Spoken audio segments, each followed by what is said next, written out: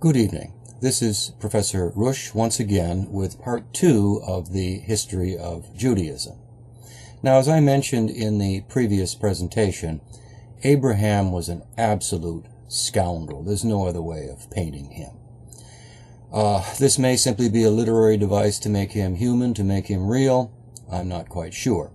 But whatever he does is condoned by his patron deity, which tells us a great deal about how these people treat others who are not of their tribe. Others can be cheated, tricked, lied to, murdered, enslaved. Now, I'm referring to the tradition of Judaism and not individual Jews who can run the scale from fundamentalists banging their head against the Wailing Wall to those that are Jewish in name only, who see the fundamentalists as an embarrassment. But make no mistake, Judaism in its fundamental condition is a fascist tradition worshiping a demon. Now, just exactly who is this demon that's worshipped in this tradition? My position, contrary to the biblical scholars, is that Abraham's patron deity is the Aten sun disk worshipped by Moses. Now, in the final presentation in this series on the history of Judaism, I will expose who Moses really was. In any case, Aten in ancient Egyptian becomes Adon when translated into Hebrew.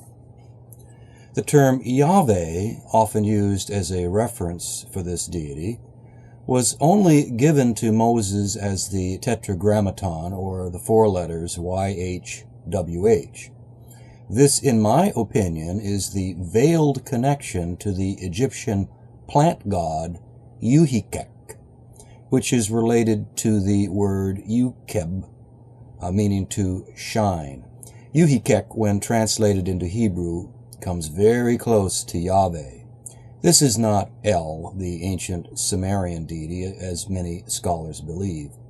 In my opinion, the Aten sun disk is the Anemona muscaria mushroom, and you can read the details in both Failed God and the Mushroom in Christian Art. Now, back to Abraham.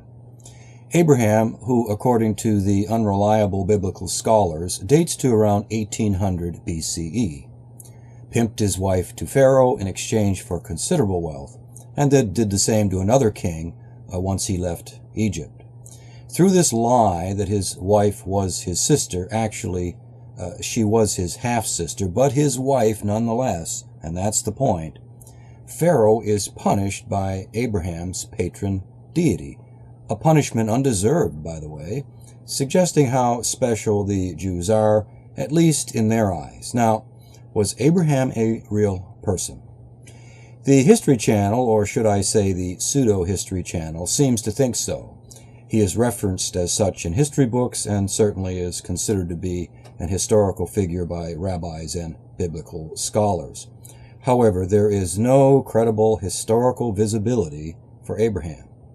What is used for credibility are metamyths constructed by the Jewish scholars and others to fill the gaps and plug the holes in the original storyline, that is, the Old Testament, in order to make it historical. This, to me, is academic fraud. Abraham's historicity evolves, then, from the metamyths, or someone's biased opinion designed to create a history for this major biblical player.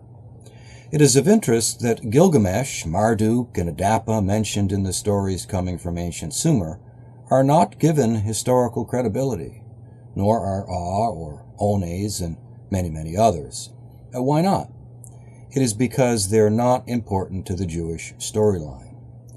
I personally am no more willing to give Abraham historical existence, the benefit of the doubt, than I am to make Wile E. Coyote a real coyote who spends his life buying rockets from the Acme Rocket Company and pursuing the Roadrunner. In my opinion, Abraham was constructed to give the Jews' mythical charter depth and thus more credibility. But I'm willing to examine the evidence. Show me the historical documents. Don't simply tell me you have them. Let's have them carbon-14 dated. They have no such evidence, only the word of very biased individuals with an agenda. Well, how about Isaac?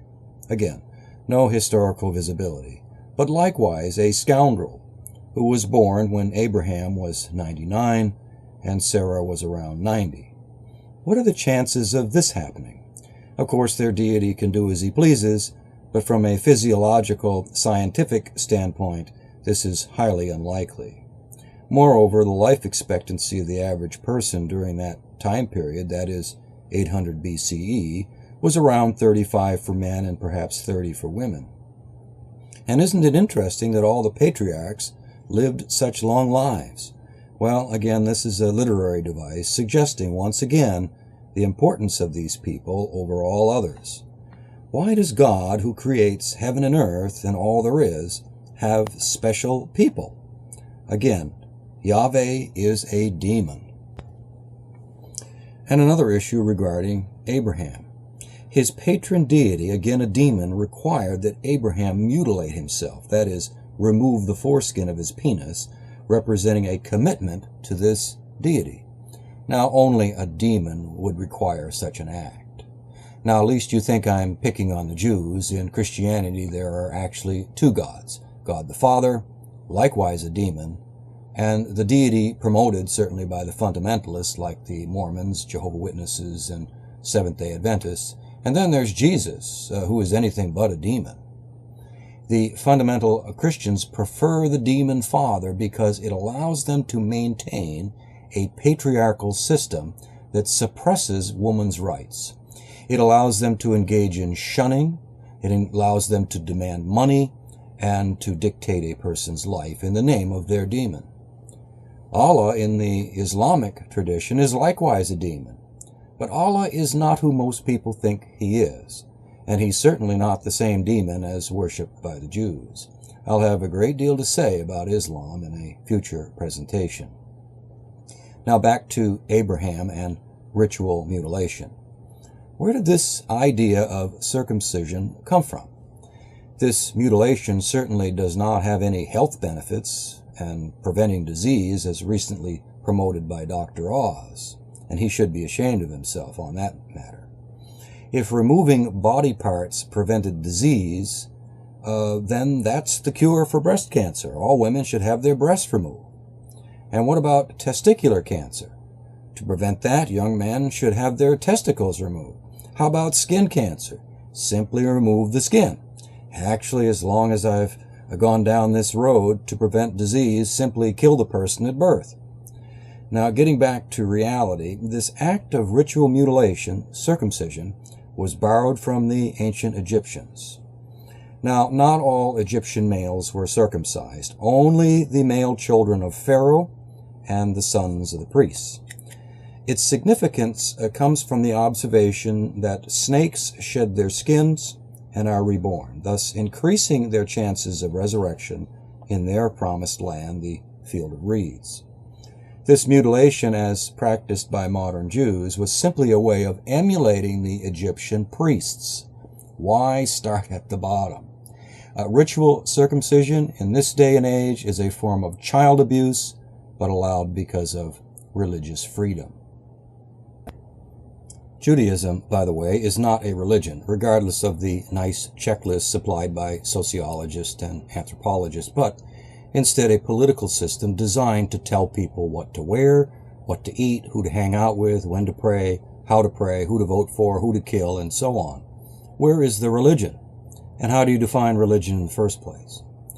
Just because you place the deity on the letterhead, this doesn't make it a religion any more than "In God We Trust" on a dollar bill make money a religion or a form of worship. The original definition, and it's important to understand this, had to do with one person's piety toward a deity or supernatural agency, and nothing to do with controlling the rest of the individual's behavior. That is, what to eat, where, when to pray, how to pray, and so on. Actually, the way religion has been defined by sociologists and anthropologists and other disciplines is so general as to be meaningless. Religion can only be an individual matter. Question: where is the freedom of religion in this country when you grow up in a system like Catholicism or Mormonism, where there is immense peer pressure, name-calling, and so on, to keep you in the group? Tell me, what choice does an 8-day-old infant have to not be mutilated by the rabbi, or to join or not to join Judaism? Again, what passes as religion, for example, Judaism, Christianity, and Islam, these are political systems, pure and simple. The individual is not allowed to approach the supernatural as he or she pleases. In my opinion, it is immoral to force these traditions on people at a tender age, to fill open minds with such nonsense, to condition such minds into accepting and becoming slaves to the demons connected to these traditions. Then you hear from the Pope and other personalities that there would be no morality without these traditions. This is absolutely absurd. Morality develops out of social necessity if individuals are to cooperate for a common goal, like survival. Morality is a construct, and what constitutes morality differs greatly from culture to culture. In fact, Judaism, Christianity, and Islam are guilty of some of the most horrendous acts agreed upon in Western culture as immoral, torturing people, raping, murdering, along with acts of humiliation, instilling guilt, taking property under false pretenses, on and on, in the name of their respective demons. Why is it people overlook a long history of abuse against humanity in these traditions? Well, go back and listen to my discussions on gullibility. Amen. Now, back to the personalities in the Old Testament. So once again, there is no historical visibility for Abraham, Ishmael, Sarah, Isaac, and even the scoundrel Jacob, who stole his brother Esau's birthright. But there is some evidence for the existence of a template for Joseph, the 11th son of Jacob, or at least the identity of the Egyptian from whom they borrowed part of the storyline. In other words, a person by the name of Joseph never existed, but there is an Egyptian by the name of Uya who is most likely the template for Joseph. Joseph, mentioned in Genesis, is one of my favorite personalities. He's the only one with any integrity, although he doesn't know when to keep his mouth shut. Joseph had deep dreams, no doubt stemming from his frequent use of cannabis. Now, he gets into trouble with his brothers because the last dream he reported to them suggested he would rule over them. And out of anger, they decide to kill him, but big brother Reuben steps in, and instead they sell him into slavery. He's taken to Egypt and ends up in the household of Potiphar, captain of Pharaoh's guards. Potiphar's wife attempts to seduce Joseph. Joseph ends up in jail, interprets dreams for a couple of the inmates, and eventually is called upon to interpret dreams for Pharaoh. Now, Pharaoh has a couple of dreams that he cannot interpret, neither can the priests, which have to do with 7 lean, ugly cows consuming 7 fat cows, and 7 shriveled heads of grain consuming 7 fat heads of grain. Joseph correctly interprets the dreams, that is, that there will be 7 bountiful years and 7 years of famine. Because Joseph correctly interprets the dreams, Pharaoh makes him vizier of Egypt. You can read this in Genesis 39 through 41. There's a similar story in the book of Daniel. Now, Joseph again saves the Egyptian civilization and becomes vizier, Mishnah of Egypt. Now, there's no evidence of a man named Joseph in Egypt connected in some important way to Pharaoh. But there is a man named Uya, which parallels the story in the Bible. Uya was vizier to both Thutmose IV, whose dates are 1413 to 1405 BCE, and Amenhotep III, whose dates are 1405 through 1367 BCE. Archaeologists found his tomb in the Valley of the Kings in 1905. The word for his title in ancient Egyptian, Mishnah, which means to double, is inscribed in the tomb. It says, "Whom the king has made his double."